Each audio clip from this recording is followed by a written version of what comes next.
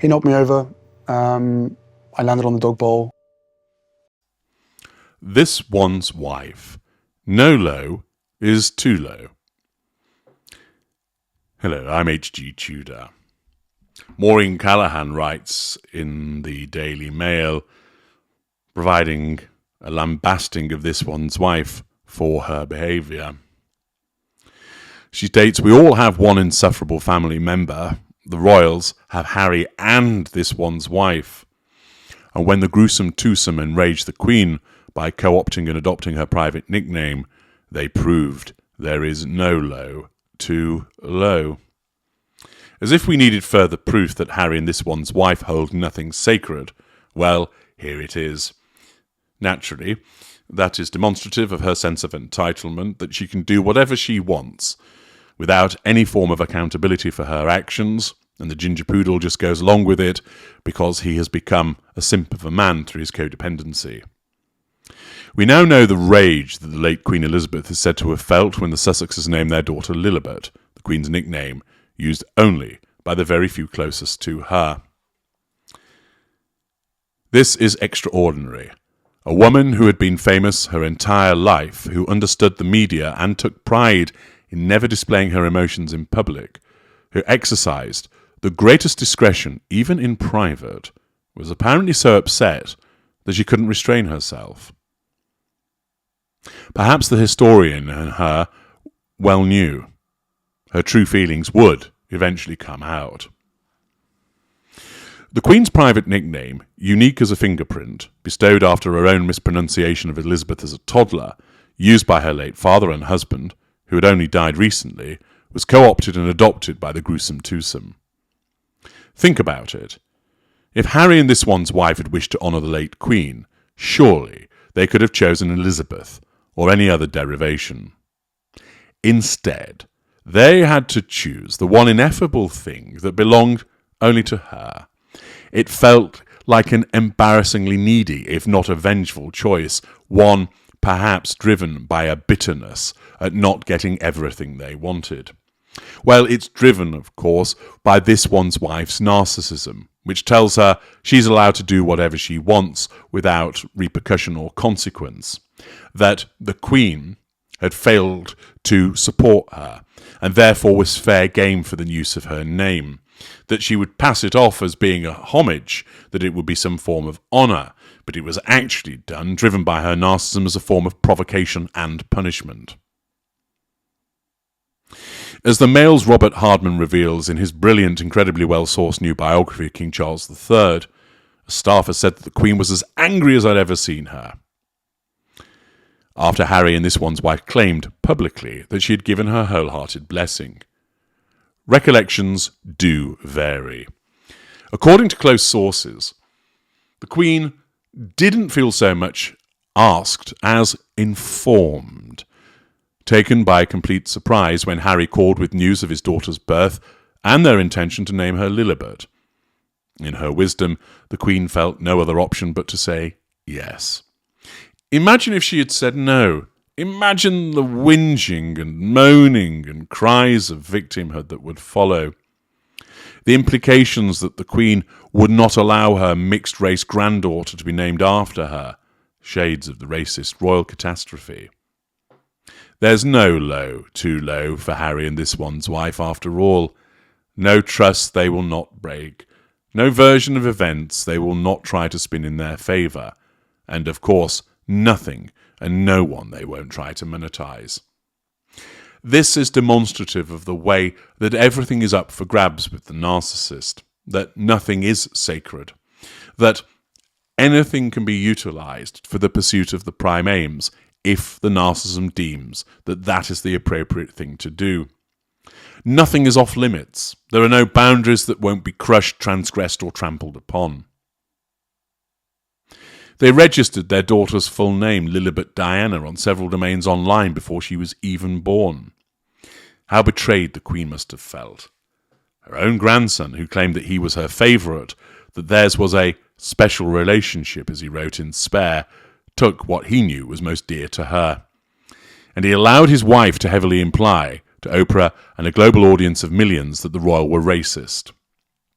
The Queen knew, as she grieved her husband and advanced in her own old age, that Harry and this one's wife were doing so much damage to the monarchy for which she had sacrificed, were doing so much to damage the monarchy for which she had sacrificed so much for so long.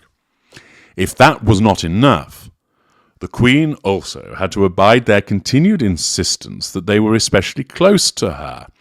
The clean-up they attempted after Oprah, stating that it was neither the Queen nor Prince Philip who made those alleged comments about baby Archie's skin colour, was indicative of how much they needed her to peddle their wares in Hollywood. Harry and this one's wife are nothing without the royal family, and they know it. So Harry trots out the special relationship. This one's wife moons about the Queen sharing her blanket in the back of that car, all the while forcing the Queen to endure vile slights and cruelties in the last years of her life. After the Sussexes announced their name choice in June 2021, the BBC reported that a palace source refuted this claim, saying that the Queen was never asked. As is their wont, in order to nullify the threat to control, the Sussexes fired out a strongly worded letter to the BBC and other outlets stating that this report was false and defamatory and should not be repeated. Such threats never materialised. Perhaps Harry and this one's wife knew that the Queen's personal and professional oath to never complain, never explain, would allow their lie to survive, for a time anyway.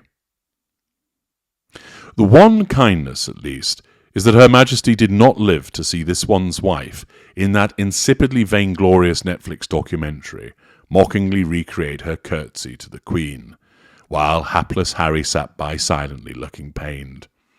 As ever, he appeared fundamentally weak. What a disgrace he is. And of course, it is demonstrative of the spell that he is under, driven by the manipulations and the emotional thinking which hijacks his own unpleasant narcissistic traits that causes him to behave this way. Hardman's new book states that Charles and William are fed up.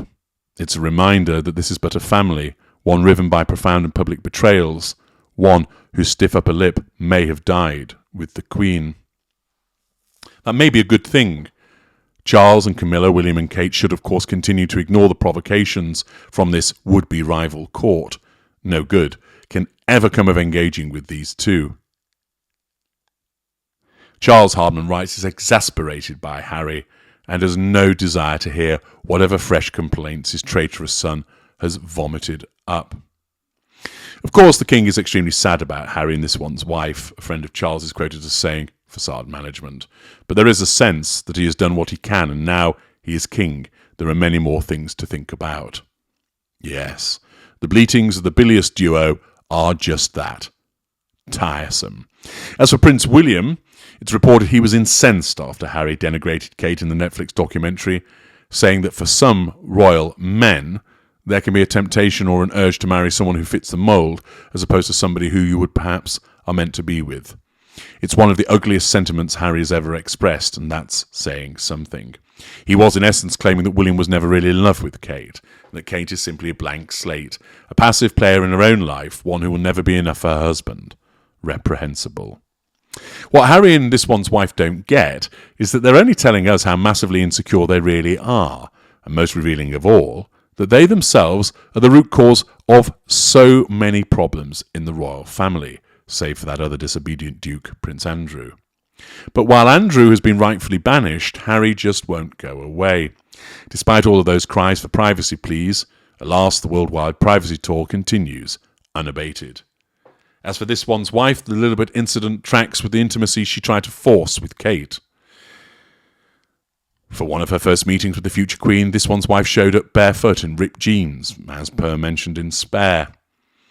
Harry's little slam book also includes the hilarious dubious detail that William and Kate were super fans of this one's wife's show Suits, then a basic cable fizzler, but too afraid to gush.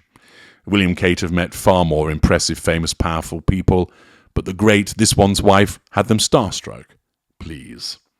I wonder if this one's wife broke out her special calligrapher's pen to write that piece of fan fiction.